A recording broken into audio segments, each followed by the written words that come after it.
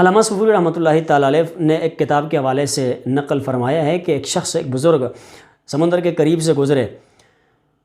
تو ان کی نظر سمندر کی مچھلیوں پہ پڑی، وہ ایک دوسرے کو کاٹ رہی تھی، تو حیرت میں پڑ گئے، سوچنے لگے کہ لگتا ہے سمندر کے اندر قحط پڑ گیا ہے جس کی وجہ سے یہ مچھلیاں ایک دوسرے کو کھا رہی ہیں۔ لیکن اتنے میں غیب سے آواز آئی، کوئی کہنے والا کہہ رہا تھا کہ ایسا کوئی بھی معاملہ نہیں ہے، اصل میں مسئلہ یہ ہے کہ یہاں ایک بے نمازی آیا تھا اور اس بے نمازی کو پیاس لگی اور اس نے پانی پی لیا، سمندر کا پانی کھارا تھا، اس نے جب منہ میں پانی ڈالا، منہ میں ڈالنے کے بعد وہ کھارا ہونے کی وجہ سے اس نے دوبارہ جناب اگل دیا، یعنی سمندر کے اندر دوبارہ پھینک دیا، تو اس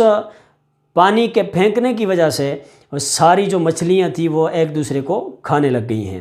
تو سمندر کی جو مچھلیاں ہیں، اب دیکھیں سمندر کا پانی کتنا زیادہ ہوتا ہے، پھر اس کی مچھلیاں کتنی ہوتی ہیں، تو پھر اس سب کسی کے باوجود جس وقت بے نمازی بندہ جو ہوتا ہے اس کی نحوستوں کا عالم بھی دیکھیں کہ وہ اس قدر منحوس ہوتا ہے کہ اگر وہ جناب کلی کر کے سمندر میں ڈال لے، منہ سے پانی نکال کے سمندر پہ پھینک دے، تو رب کی جو مخلوق ہے مچھلیاں وہ بھی اس قدر جناب اس کی نحوست سے تنگ ہوتی ہیں۔ تو ظاہری سی بات ہے،